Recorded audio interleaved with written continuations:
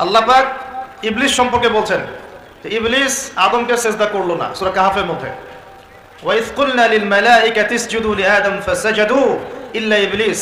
আমি যখন ফেরেশতাদেরকে বললাম যে আদমকে সিজদা করো, সবাই সিজদা করলো, ইবলিস করলো না। ফাফাসাকা আন আমরি রাব্বি, সে তার রবের আদেশের সাথে ফাসেকি করলো, মানে রবের আদেশ মেনে না চলাটাই ফাসেকি। আর নবীজি বলছেন ওয়াসাদা কাবিলুহুম ফাসিকুহুম, একটা কওমের নেতৃত্ব দিবে ফাসিক ব্যক্তি, যে আল্লাহ পাকের হুকুম আহকামের পরোয়া করবে না। ওয়া কানা যাঈমুল কওমি আরযালাহুম, সমাজের সবচেয়ে নিকৃষ্ট মানুষকে কর্তৃত্বের আসন দেওয়া হবে। এগুলো হচ্ছে কিনা সমাজের মধ্যে? আরো বলছেন ওয়া যাহরাতিল আসওয়াতু ফিল মাসাজিদ, মসজিদগুলোর মধ্যে শোরগোল হট্টগোল বেড়ে যাবে, যাচ্ছে কিনা? যখন এমন হবে নবীজি বলছেন ইয়াখসিফুল্লাহু বিহিমুল আরদ, আল্লাহ রাব্বুল আলামিন ওই সম্প্রদায়কে এই ভূমি সহ নিচে ধসিয়ে দিবেন, বলি নাউযুবিল্লাহ। এখন ভূমিকম্প আসছে কিনা? আরো বলছেন নবী সাল্লাল্লাহু আলাইহি ওয়াসাল্লাম ওয়ায়াজআলুল্লাহু মিনহুমুল কিরাদাতা ওয়াল খানাজির, আল্লাহ রাব্বুল আলামিন তাদের মধ্যে কিছু মানুষকে শুয়োর এবং বানর বানিয়ে দিবেন, বলি নাউযুবিল্লাহ। আর মানুষ কিন্তু বাহ্যিকভাবে বানর হয় না, দেখা যায় ভিতর থেকে বানর হয়ে গেছে, ভিতর থেকেই বানর হয়ে গেছে। ভিতর থেকে বানর মানে কি? বানর হচ্ছে এমন প্রাণী যে পাবলিকলি জেনা করে, বানরের স্বভাবটা আপনাকে বলছি। বানরের স্বভাব কি? প্রাইভেট লাইফ আর পাবলিক লাইফের পার্থক্য বানর বোঝে না।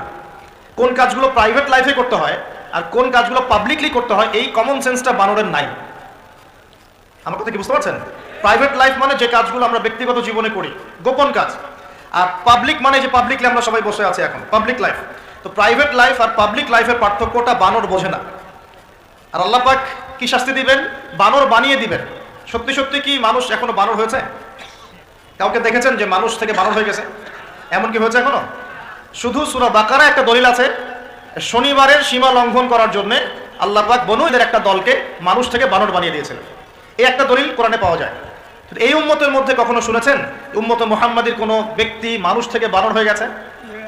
এটা হতে পারে মানুষ ভিতর থেকে বানর হয়ে যাবে, অর্থাৎ পাবলিক লাইফ আর প্রাইভেট লাইফের পার্থক্য বুঝতে পারবে না।